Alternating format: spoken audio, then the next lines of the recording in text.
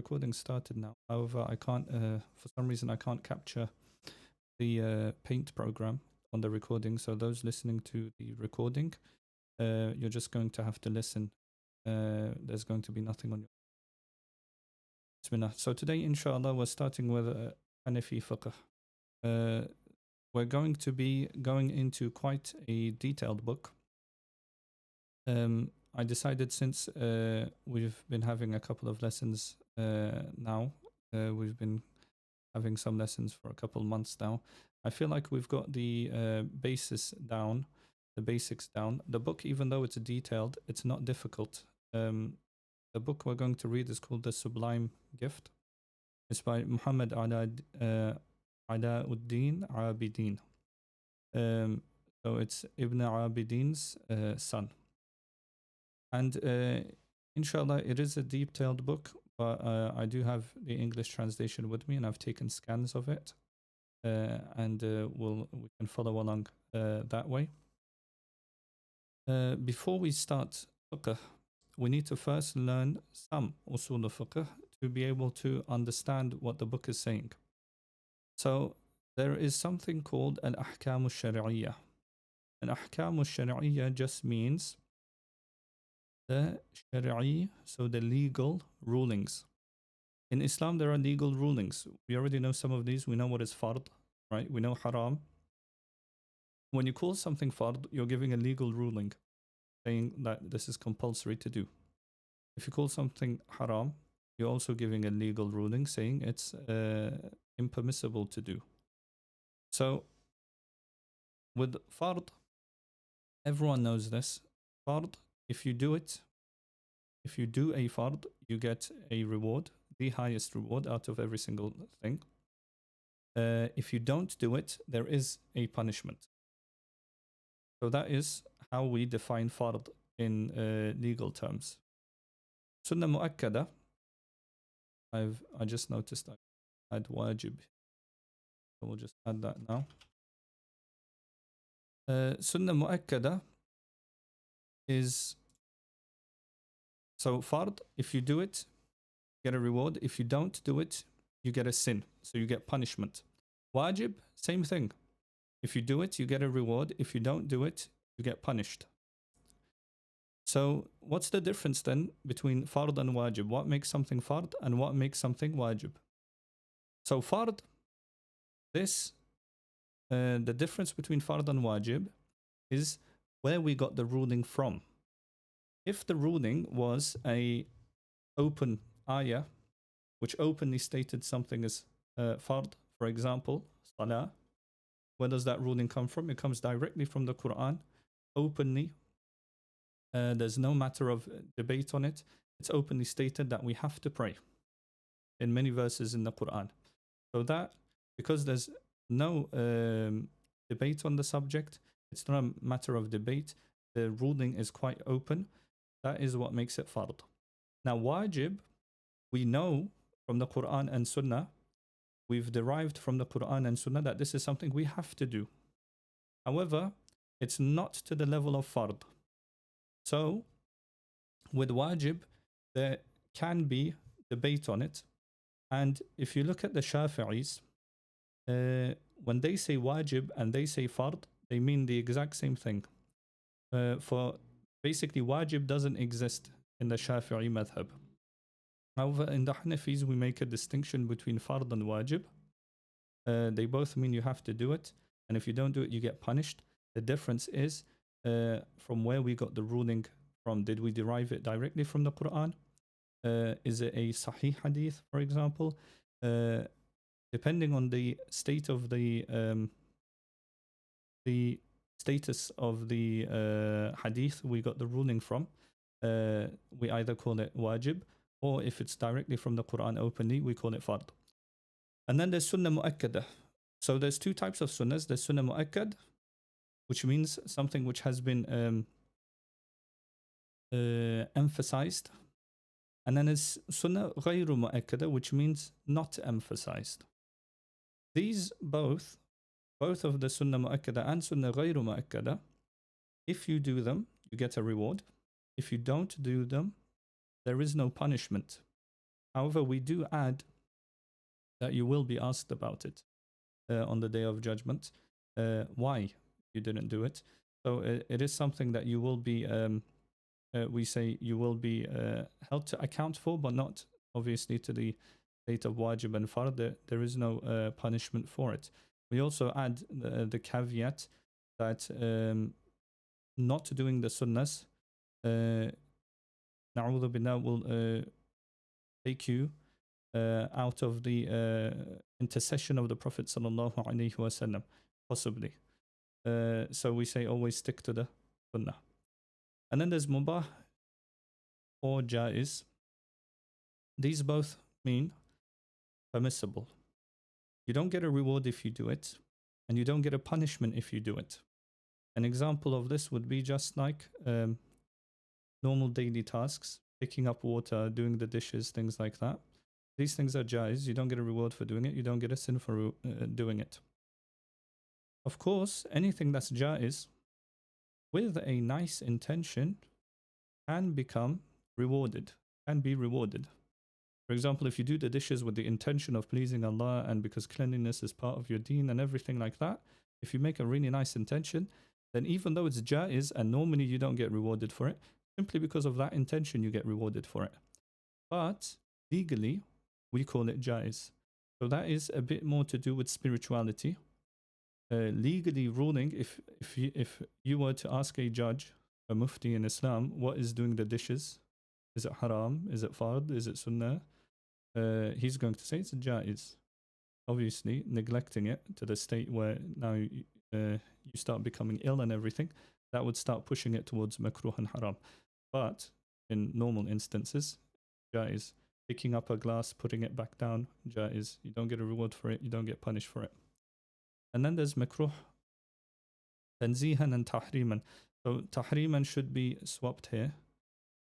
I made quite a bit of mistakes. I did this a bit fast. Let's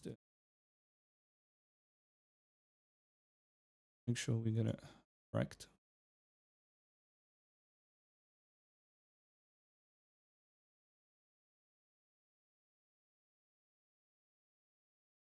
So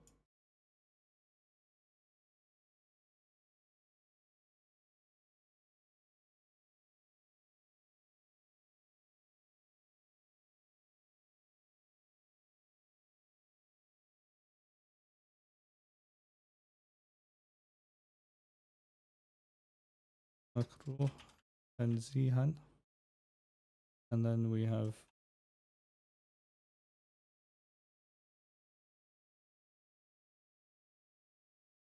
makruh means disliked. Makruh means disliked. Tanzihan means it's closer to being allowed. So it's a slightly disliked act, right? And then there's makruh tahriman, which is closer to haram. It's very highly disliked. In fact, if we look at, again, the ruling for makruh tanzihan, we say you obviously don't get a reward for doing it, but neither do you get punished for doing it. Makruh tahriman, you obviously don't get rewarded for it, but you do get punished for it. And usually in the Hanafi books of fiqh, when the word makruh is used and it's not, nothing comes after it, if it just flat out says makruh, most of the time it's makruh tahriman. So if a fiqh book says it's makruh, they don't say whether it's tanzihan or tahriman, it's tahriman. So there's a punishment for it. And then there's haram, which obviously if you do it, you get punished. If you don't do it, you get rewarded. Same with makruh tahriman. If you do it, you get punished. If you don't do it, you do get rewarded because you're leaving it for the sake of Allah. Now, what we do here is we draw some arrows and we say these are basically the same thing. Again, Makruh tahrim and haram, the difference between them again is where we got the ruling from. What is our proof? Is it just from hadiths? Is it also in the Quran? If it's in the Quran, openly stated, then it's haram. If it's not openly stated in the Quran, but you can find it in the ahadith, then makruh tahriman. Understood? I'm simplifying because our lesson isn't usul fiqh, fiqh itself, but we need to understand this stuff. So fard and haram. Why do we draw this line? Simply because if something is fard, not doing it is what? Haram. If something's haram, not doing it is fard. Understood? I'll repeat myself. Fard, not doing a fard is haram. So not praying is haram. Not doing a haram is fard. So not drinking alcohol is fard. Understood? Wajib. We draw a line from wajib to makruh tahriman. Right? So in the Hanafi madhab, what is wajib? The 3 rakats at night time. So what we call the witr after Isha. It's not actually part of Isha, but we usually pray it immediately after Isha because of fear of forgetting or falling asleep. So wajib. What does that mean? If you don't do it, tahrim and makruh, there's a punishment for it. Not doing a tahrim and makruh means wajib. And that's why it's very important not to ever do a makruh. Because usually when the Hanafi books say makruh, it's tahrim and makruh. It's basically telling you it's wajib upon you not to do it. So even though we're not saying it's haram, it's wajib upon you not to do it. Sunnah mu'akkada, right? We can take this as makruh tanzihan. Sunnah mu'akkada. If you do it, you get rewarded. If you don't do it, there's no punishment. So not doing a sunnah is makruh tanzihan. There isn't a punishment for it. However, like we said, spiritually, very damaging, extremely damaging. So we should make sure that we do all of the sunnah mu'akkada. And then sunnah ghayru mu'akkad, we sort of put it into jaiz. There will be people that say it's makruh to not do sunnah ghayru mu'akkada. Now, there is obviously a caveat. Sunnah ghayru mu'akkada, we say that the Prophet ﷺ used to do it sometimes and sometimes didn't do it. Therefore, it's jaiz for you not to do it. However, if you never do it, if you completely don't do it, then it will become makruh tanzihan. Why? Because the Prophet ﷺ used to sometimes do it. So we should also sometimes do it. Understood, inshallah? So, sunnah ghayru mu'akkad, it could be, normally it's a jaiz, but if you make it a habit of not doing it at all, then it becomes makruh tanzihan. And anything here in these makruhs, if you take them lightly and you do not give importance to avoiding the makruh, and you make it a habit of doing these makruh acts, a tanzihan will become a tahriman, and it will become a haram. So these are legal rulings which should be taken seriously. The reason I say this is a lot of people, when they hear makruh, they go, oh, okay, so it's not haram. And they do it anyways. Doing it that way would make it haram because you're not taking a precaution. You're not taking it seriously. The ruling is serious. A makruh ruling is a serious ruling. It's literally telling you that it's disliked. Disliked by who? Disliked by Allah and His Messenger, sallallahu alaihi wasallam. So you're purposefully doing something that Allah dislikes and thinking nothing of it. So that idea will make it haram. But if you just did it and then you asked what's the ruling and they said makruh and you're like, oh, okay, I didn't know it was a makruh or something like that, then it will stay as the original ruling. Okay. So once we've understood this, in the book, whenever it says fard, whenever it says wajib, sunnah mu'akkad, sunnah ghayru mu'akkad, mubah, jaiz, makruh tanzihan, makruh tahrim, haram, we should be able to understand what that ruling means. I will not translate these from this point on unless I feel the need to. I'll just say it's fard, it's wajib, it's sunnah. Inshallah, that's why we did this beginning. Back to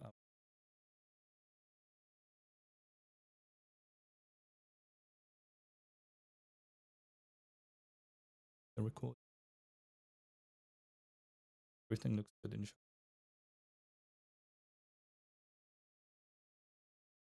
Okay, so we're starting with the introduction, inshallah. The beginning of the book has it's quite long. It's about 10 pages long on the history of the Hanafi madhab, how it started, how it spread, and the different types of mujtahids inside the madhab. Because we've already done a lesson on ijtihad, I'm not going to read that part. However, inshallah, if you look at the book's name is the Sublime Gift, and you purchase it for yourself, it's quite a new book. It released a couple months ago or last year. If you read the beginning of the book, where it has a nice history of the Hanafi, it'll really open your mind to how a madhab is formed. So inshallah, we're starting with the introduction, which is only a couple sentences. We're obviously starting with purification. Remember, whenever you're doing fiqh, it'll always start with purification first. Cleanliness, purification. Why? Because without it, nothing else is accepted. Your salah isn't accepted. Your hajj isn't accepted. Obviously, your zakah will be accepted because that's not got the shart of wudu.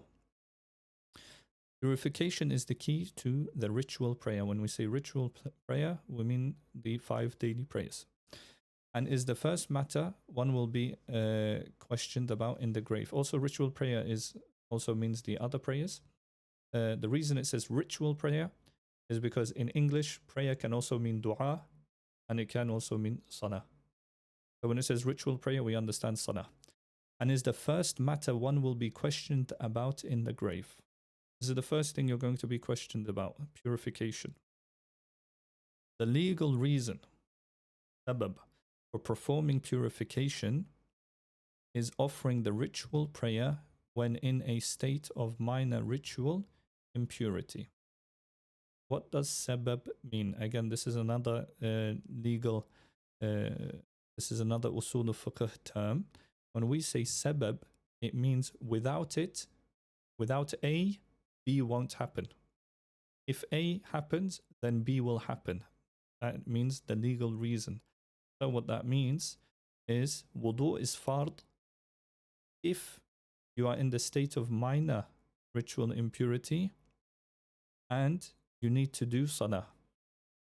So you don't have wudu and you need to pray, wudu becomes fard. Without this reason, wudu doesn't become fard. Okay, so that's what we call a sabab. So if someone asks you, what is the ruling for wudu? You say it depends. If somebody already has wudu, the ruling for wudu is allowed, mandub. You can get wudu on top of wudu. But if somebody doesn't have wudu and they need to pray, then it becomes fard. So the types of water with which purification is permissible. We don't use every water that we see. There are certain types of water which we're not allowed to use. However, most of the water is allowed. So ablution, wudu, and the purification bath, ghusl, so the shower that we have, are permissible with plain water, like rainwater.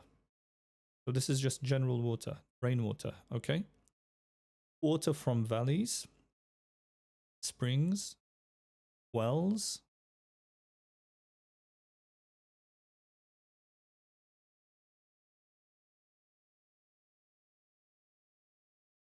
water from the seas, right? You can use the sea water and ocean water, same thing. Melted snow. So if you melt down snow, you can use that for wudu and ghusl. Melted hail and the well of Zamzam. Understood? So all of this water we're allowed to use. And this is most of the water in the world anyways. So you can get it from a lake, you can get it from a river, you can get it from a well, you can get it anything that falls from the sky, basically, water-wise, or even if it falls down as snow or hail, we can use all of that water. Purification is not permissible with the juice from plants, even if it emerges by itself, for example, water from grapevines. Even if you don't have to squeeze it to extract it, it's still not allowed. So you can't use orange juice to get wudu. Understood?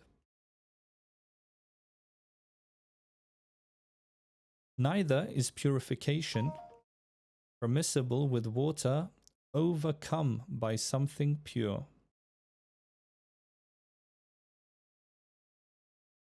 So I think it should say impure here. Let's carry on reading. Overcoming is of two types. So let's say you have a bucket of water and then a lot of impure water fell into it, right? Sorry, it does actually mean pure here. I understand what it's trying to say now.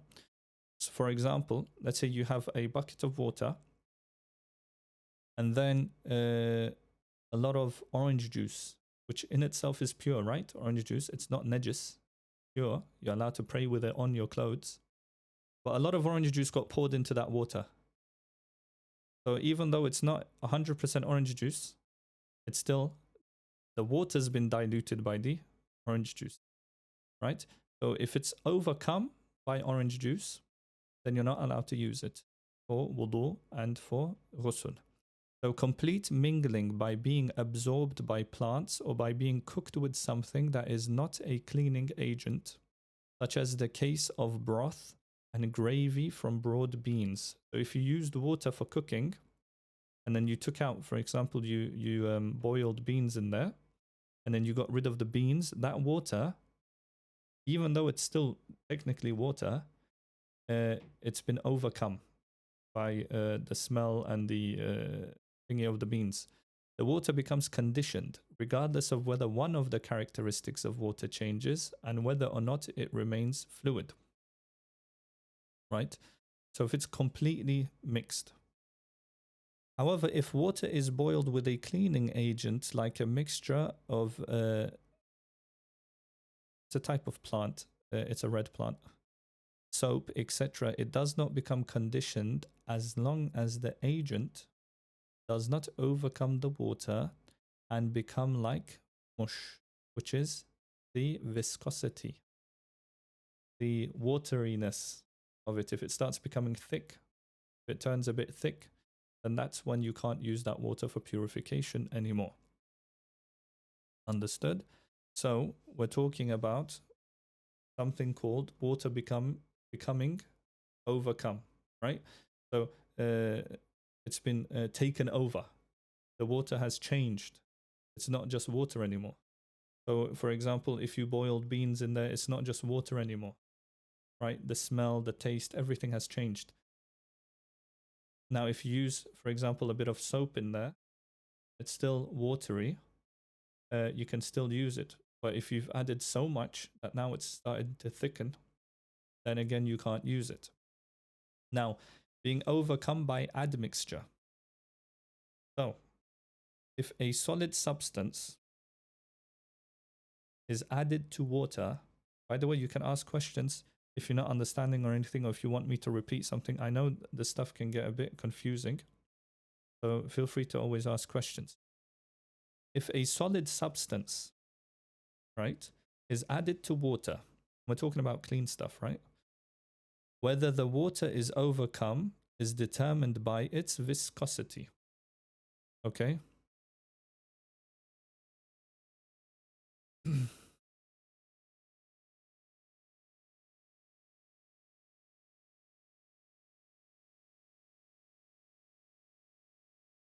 If a solid substance is added to water, whether the water is overcome is determined by its viscosity, right? Is it thick or is it thin, basically, such that it does not flow on the limb.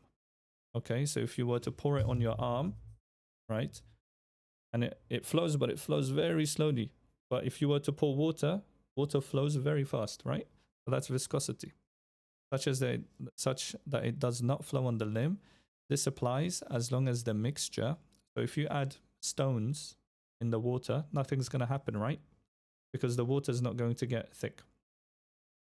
But if you were to add, for example, halal gelatin, right? What's the whole purpose of gelatin? To thicken liquid stuff, right? If you were to add a bit of gelatin and then the water started to become like jelly, then obviously you can't use that water anymore. The viscosity has changed. Even though the gelatin you're using may be a halal gelatin, which is pure, that water isn't water anymore. We don't count it as water anymore. So there's a quick question. Let's have a look at it. Why doesn't juice make water non-purifying if it is not the majority, if it can change the color, taste, and potentially the smell?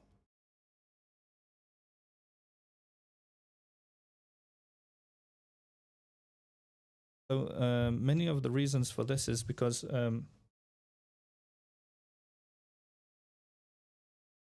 if that were to be the case, if even a little bit of orange juice can change the taste of the water, we say the water is still the dominant thing there. Like you wouldn't be able to sell that as orange juice. If it was only a couple of drops of orange juice into a bucket of water, no one's going to accept that that's orange juice. You can't sell it as orange juice, for example. So we still call it water, right? And we can't be too strict with these rules because it's impossible, especially before, it's impossible to always have absolutely pure water all the time. Things always fall into wells, things get spilled, and having a ruling like this is actually a relaxed ruling where it's saying even though, you know, the taste might taste a little bit different, as long as the smell and the color of it hasn't completely changed, then you can still use that as water. So there is also a ruling which says half of something is all of it, which basically means as long as half of something is, so don't take this as a literal ruling because we're not doing usul al-fiqh here, but if most of something is water and only a tiny bit of something else is in there, we'll give the whole ruling as water. We won't look at that tiny bit of something else. Same goes the other way. If it's mostly orange juice and you add a little bit of water, we're still going to call it orange juice because most of it is orange juice. So we look at what we call akthar, the majority of what's in there. So this topic is important, even though nowadays, alhamdulillah, Allah has blessed everyone with clean water. We don't run into this problem too often, but sometimes it may happen. So it's always nice to know these rulings still.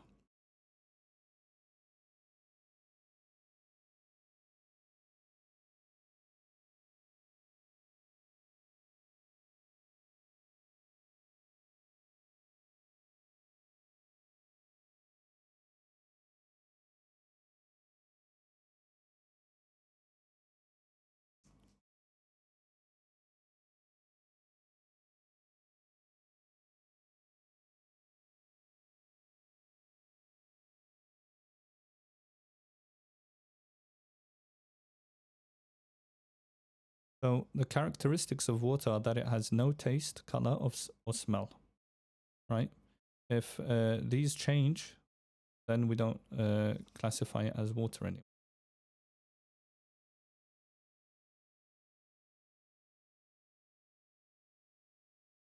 So what were we saying? So if you add something solid, as long as the viscosity doesn't change, right? The taste may change. If you add enough rocks to water, it'll start tasting salty, right? You might get a mineral taste from it, which is exactly what mineral water is. If you look at the ingredients of mineral water, you'll see that there's sodium, so there's salt, there's potassium, there's magnesium. You've got all these different salts, and all of that comes from what? It comes from rocks. So mineral water, even though it's not just water, it's got literally got minerals inside. As long as the viscosity is water-like, then it's still considered as water. So if you were to, get mineral water and use it for wudu, that would be fine. Because minerals themselves are from rocks, and those are solid substances.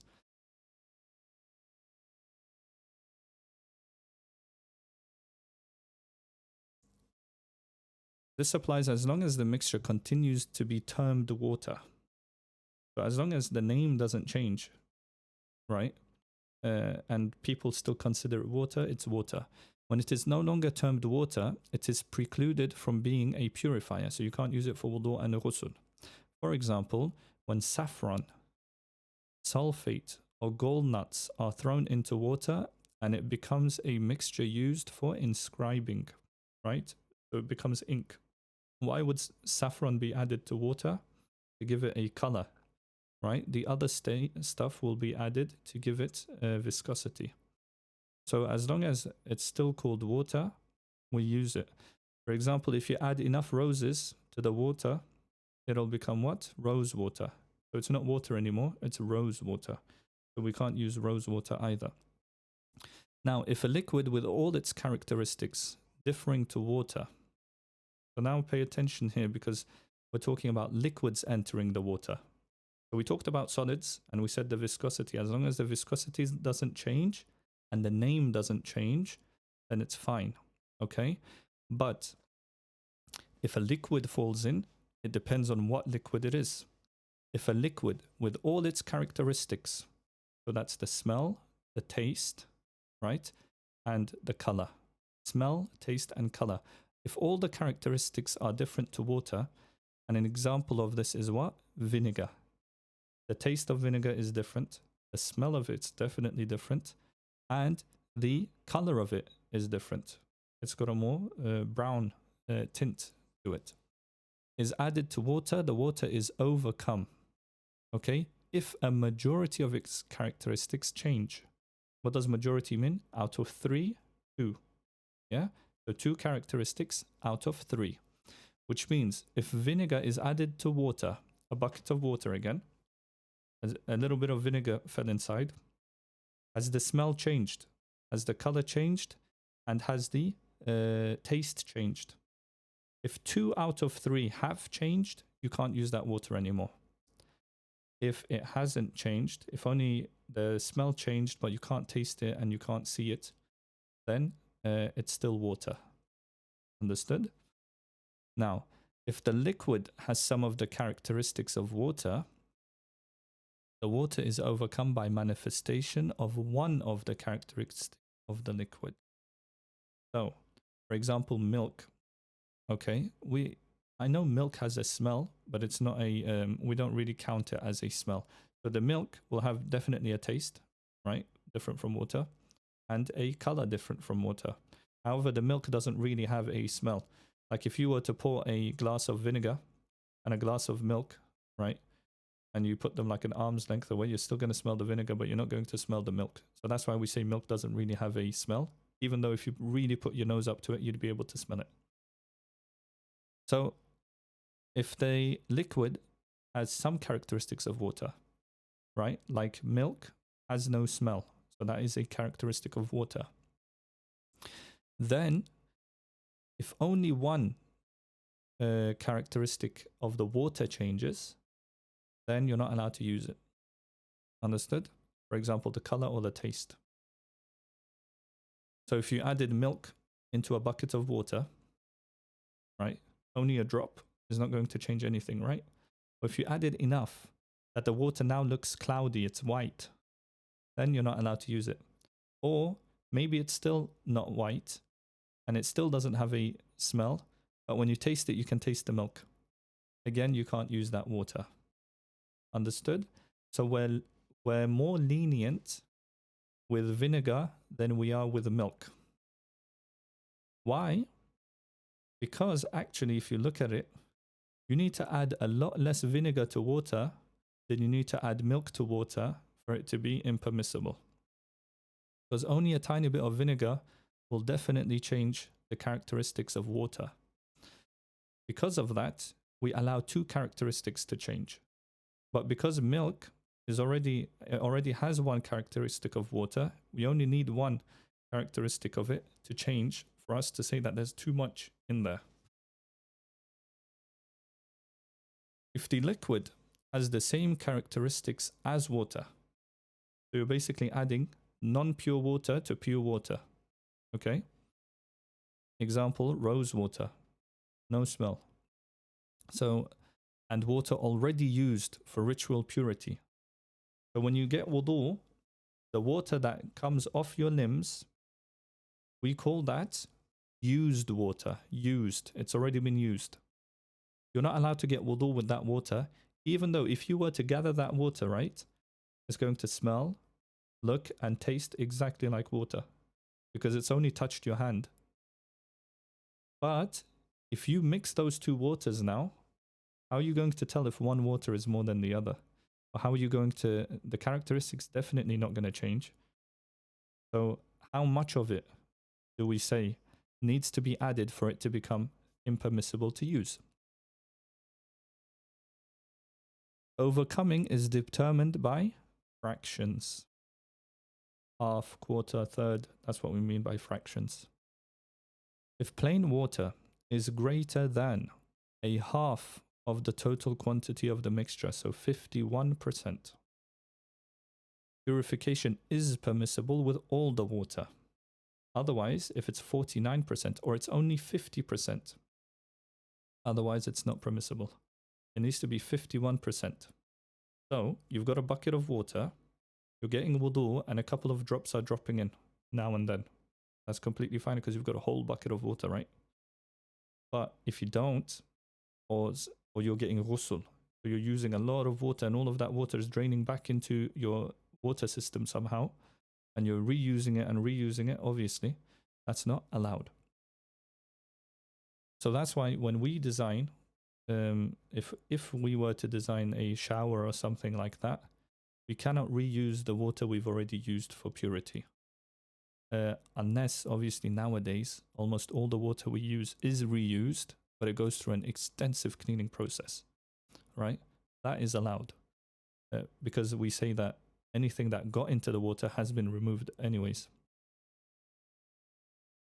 But, so we say, if three characteristics are different from water, vinegar, remember the examples, because the examples will help you remember these stuff. Vinegar, the taste, the smell, the color, it's all different. If if two characteristics of the water change, then it's not allowed. If only one characteristic changes, that's fine. But when it comes to something which already has a characteristic of water, whether that be the color, whether that be the taste, whether that be the smell, okay, then if only one characteristic of the water changes, then we say that that's too much and you're not allowed to use it.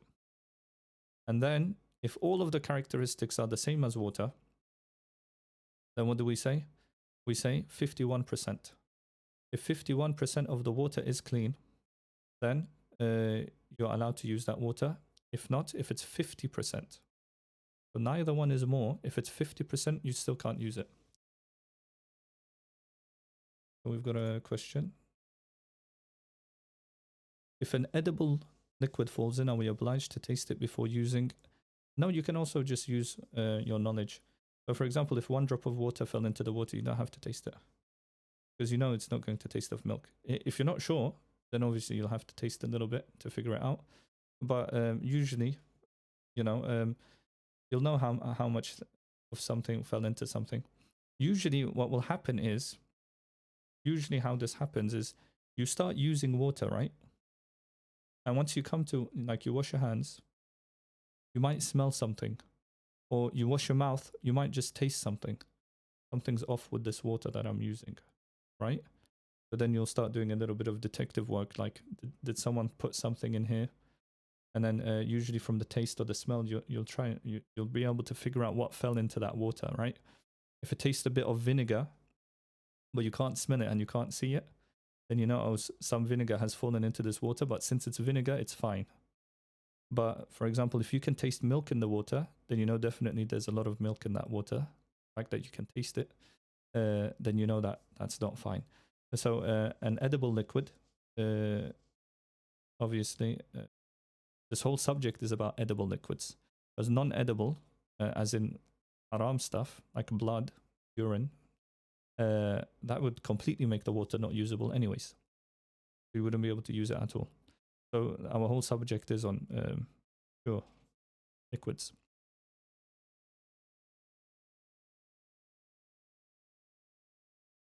Okay. We started at around 5:40. We can carry on a bit. So this is like one of the hardest subjects to keep in your head. The stuff that comes after this isn't that difficult. So when an animal comes into contact with water, okay, so you had a bucket of water out, a horse drank from it, a sheep drank from it, a cow drank from it, a cat drank from it, a chicken drank from it. The animals have different rulings. It is valid to lift ritual impurity with the aforementioned types of plain water. The water that we talked about, you're allowed to use. If a creature without flowing blood dies in it, so fish, right? Without flowing blood, okay? Or a lizard. You know, the animals we call cold-blooded. They don't have a circulatory system like ours. They're cold-blooded. Their blood isn't flowing, right? Even if the quantity of water is small, for example, a wasp, scorpion, bedbug, fly, silkworm, and worm, the ruling applies, so we're allowed to use it. The ruling applies even if the animal is born from filth, right? Flies, they're born from usually filth, or exits from the osteria and then falls into the water after the organism is washed, even though ablution is nullified by its existing. So things like bugs and things, you're allowed to use the water even if flies have died in it, if a worm has died in it, and things like that. Okay, because these things, they don't have flowing blood. Even if a wasp dies in it, a scorpion, these sort of things, they won't make your water impermissible to use for wudu. And because if that were the case, we'd basically be able to use no water at all, right? Before we had the tap system, everyone was using wells, everyone was using lake water, you know, river water. If a fly were to die in that well, obviously it's still going to be able to use that well, right? It is also valid to lift ritual impurity with plain water if a creature born in water dies in it, like a fish, crab, frog, otter, dolphin. Or if such an animal dies outside the water and is thrown into the water, you can still use the water. Okay? However, a small quantity of water, and when we say small quantity, we mean 25 meters squared. So 5 meters by 5 meters is when we count it as a large. So anything less than 25 meters squared, okay, that's still a big pool of water. We count it as a small water, small quantity. Obviously, small being relative to big, because a big water, we call it quantity of water, is like a lake. We're talking about huge quantities of water. So when we call a 24 meter square depot of water, or like a pool of water, we call that small. Obviously, it's relative to like a lake and everything. Otherwise, that would still be a decent sized pool. That would still be a lot of liters of water. A small quantity of water becomes impure by the death of a creature that resides in water but is born on land. Like a duck or a goose, right? They're born from eggs on land and then they go into the water. So if a duck or a goose died, not like a fish or a crab or a frog, okay? If they die in the water, it's najis. If it's a small quantity of water. If it's a huge lake, obviously it's not going to become najis. Okay? The rulings of water apply to all liquids, both the rulings of a small and a large quantity of water. What does that mean? That means just like a duck will make water najis, if you had like a huge depot, right, of orange juice, but it was still like 24 meters squared, right? You had all this orange juice, and then a duck died in it, that would also be impure. You can't even drink it anymore.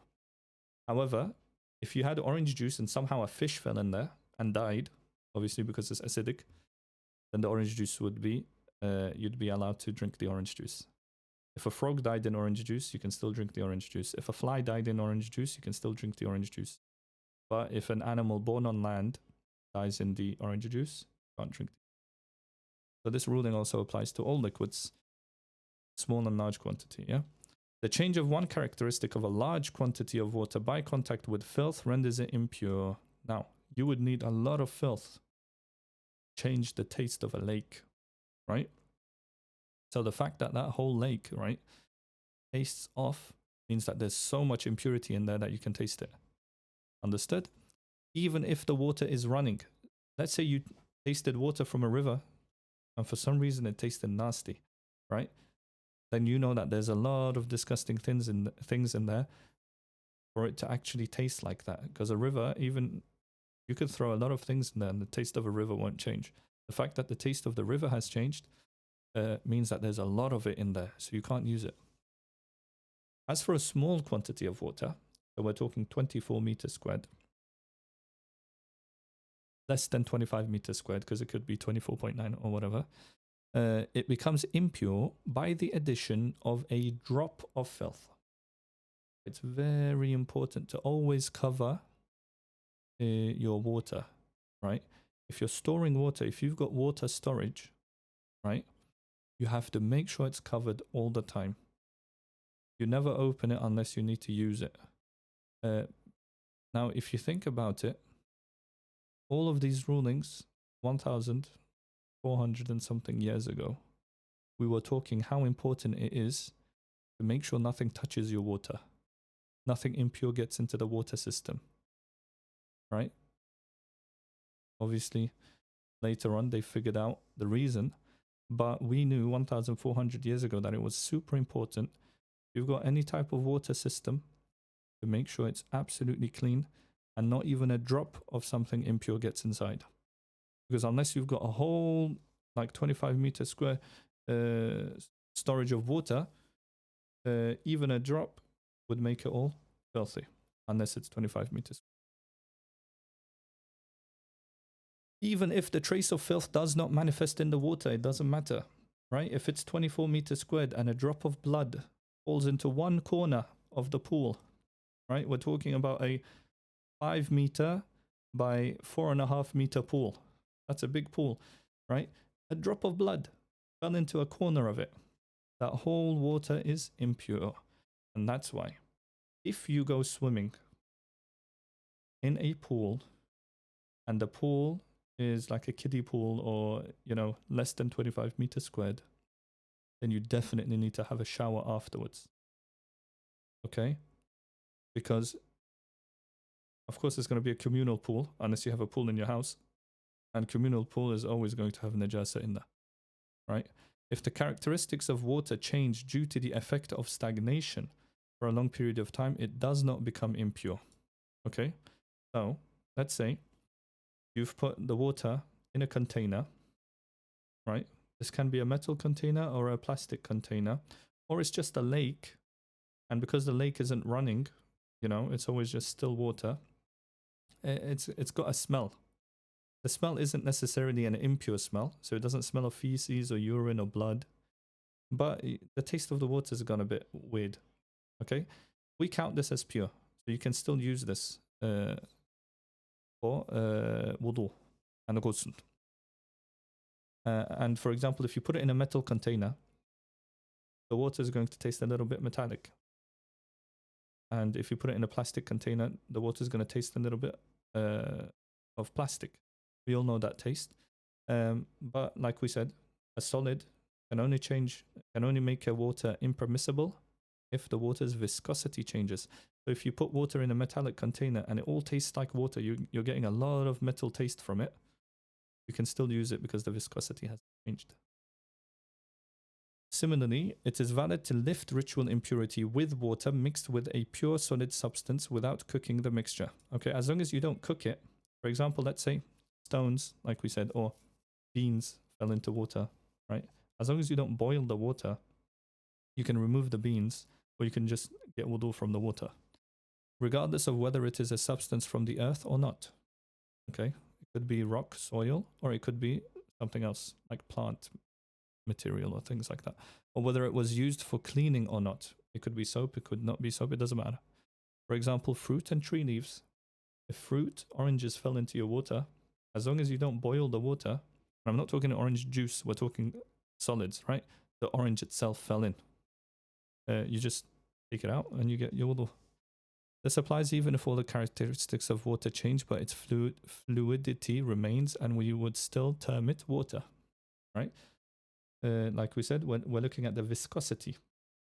We're not looking at the taste, color, and smell of the water if a pure solid falls inside, right? If a rock falls in, if leaves fall in, it doesn't matter how many leaves fall in.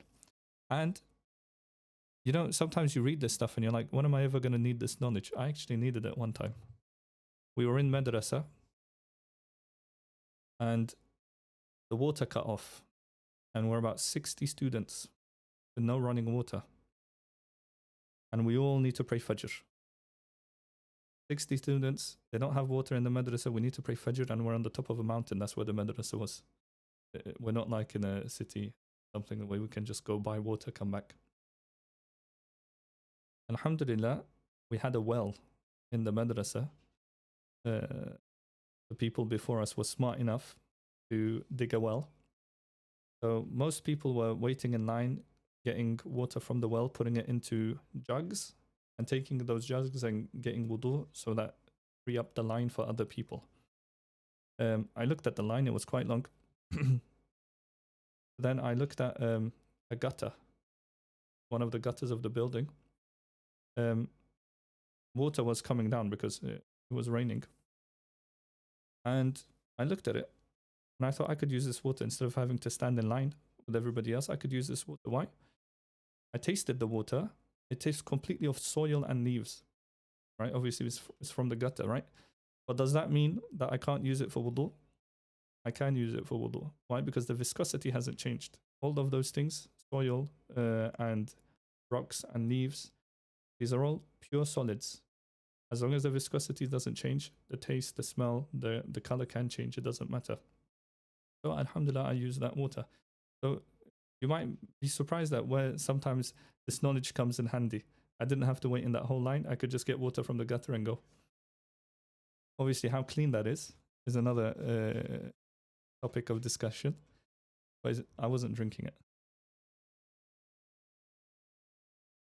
It is valid to lift ritual impurity with flowing water. Okay, if water is flowing, you can get wudu and ghusl with it. So we'll come to musta'mal water and then we'll stop here. Inshallah. It is valid to lift ritual impurity with flowing water, in which filth whose trace is indiscernible has fallen. So remember we said, if it's a large quantity of water, we said 25 meters squared. That's only if the water isn't flowing. If the water is flowing, then we say that impurities don't affect the water. Because flowing water won't keep impurities. It'll clean itself. A river will constantly be cleaning itself. That's why it's a lot safer to drink from a river than a lake. Because a lake, if something falls in, you can't get rid of it. But a river is always flowing. Now, if the filth is indiscernible, so you literally saw with your eyes an animal do its business in the river, you can go immediately after it and get wudu, as long as you can't smell, taste, or see the filth, right? Because it's flowing water. So flowing water is what is customarily regarded as flowing, i.e. it enters from one direction and leaves from the other. Okay, this applies even if it's a small quantity of water and it flows unaided. Okay, so this water we count as flowing. Now, is the water in your shower or in your bath flowing water? This is an important question because if you're cleaning najasa off your body, where does that najasa go? To the floor, to the shower basin, right? If that water isn't flowing, then your feet are najas. Understood? Because the najasa flows down, and then you've got a pool of water which is less than 25 meters squared. So all of that water there is now najas. If it's not flowing, Okay, all of that water becomes najis. Your feet are najis. If you leave the shower like that and you step everywhere, you're making your whole house najis. However, most showers are flowing, right? As long as your drain's not blocked, water is coming from one direction and it's leaving from another direction. And everybody would call that flowing water, right? Everybody would call that flowing water. However, when it comes to having a bath, and when I say bath, I don't, when you plug the drain hole, you fill up the bathtub, this is very dangerous. The reason being is, and I always say this, you can have a bath, but make sure you have a shower first. Why? Because that's less than 25 meters squared, is it not? Yes. If a single drop of najasa was on your body and you enter that bathtub, you make all of that water najis. So suddenly, you had this much najasa on you. The second you get into that water, your whole body is covered with najasa, impure water. And then you're going to leave that bath. You're going to use a towel. The whole towel is going to be najis, right? Your feet, everywhere you step, as long as it's wet, is going to be najis. And you're going to leave the bathtub thinking you're clean because you've just had a bath. But shar'an, legally, your whole body is najis. You cannot pray like that. That's why baths are very, you should only have a bath. If you have a shower first, you make sure there's no impurities on your body, and then you can have a bath. But even then, I still either have a bath first and then a shower, or have a shower then a bath. But just make sure that there's no impurities in that bathtub. And that's really important when washing children too, especially with young children. We tend to not have the water running. We tend to fill the bathtub a little bit, right? And then we use a little bucket thing to pour water on the kid's head, right? But babies are usually always 24/7 najis, impure. But all of that water is impure. You can still wash the baby, but make sure that water doesn't get on you, get on your clothes, get on the floor. I have 2 kids myself, so I know the difficulty of this. Very difficult. That's why we have their own tiny little bathtub for babies. We make sure that water doesn't get everywhere. Because the second a single impurity falls in that water, that whole water is impure. Either that, or you have running water, which is a little bit,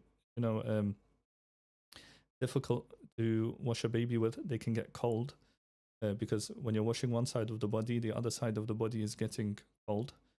So with babies, it is difficult, but make sure you pay attention to this. Inshallah. So, as you can see, all of this information we read right now, even though we're giving examples of things like vinegar and orange juice and things like that, in the real world, these things are applicable to us all the time. Whenever we're having a shower, let's say you're having a shower but you're using shampoo, right? And the shampoo is a liquid shampoo. Does that get rid of the ritual impurity from you? We would say, obviously, since the water's flowing constantly, even though that first wash had soap on it, all that water that came afterwards is what? That's clean water. That's got no soap on it. So we'd say that's fine. But if you are having a bath, again, baths are a problem, right? If you are having a bath and you throw a bath bomb in there, or you throw a bunch of soap in there, liquid soap.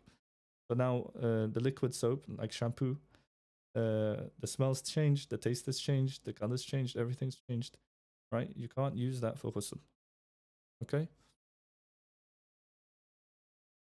So we did say soap. However, we can go back here and quickly read that again, just to make sure I'm not saying something wrong. So we said if it's a cleaning agent, like a mixture of rosemary and soap, it does not become conditioned as long as the agent does not overcome the water and become like the weak mush. So it's basically become like, let's see, the weak too. Is a type of a mush made from cooking wheat and barley. The main ingredient is dried parched barley or wheat, to which another ingredient, nuts and dried. This often brought on journeys, and when it was time, they would be soaked in liquid water, but sometimes milk, resulting in a meal similar to muesli. So, like we said, if you add a bath bomb in there, It's not water anymore. No one's going to consider that water, even though it's a cleaning agent. It's completely changed everything. Shampoo, baby shampoo, everything, all the same. Especially with our nowadays with the chemicals and all the fragrances that they have, completely changes the water. So remember, bath is a bit problematic. You can still have a bath, just make sure that you're cleaning everything. Having a shower after it or having a shower before it, making sure there's no najasa that's going to fall into the water, then have a bath. Fine. Okay, inshallah, we'll stop here. وآخر دعوانا إن الحمد لله رب العالمين. If there are any questions, send them in now. However, I don't think there's any questions because we'll still wait 2 minutes. If there are any questions, send them in.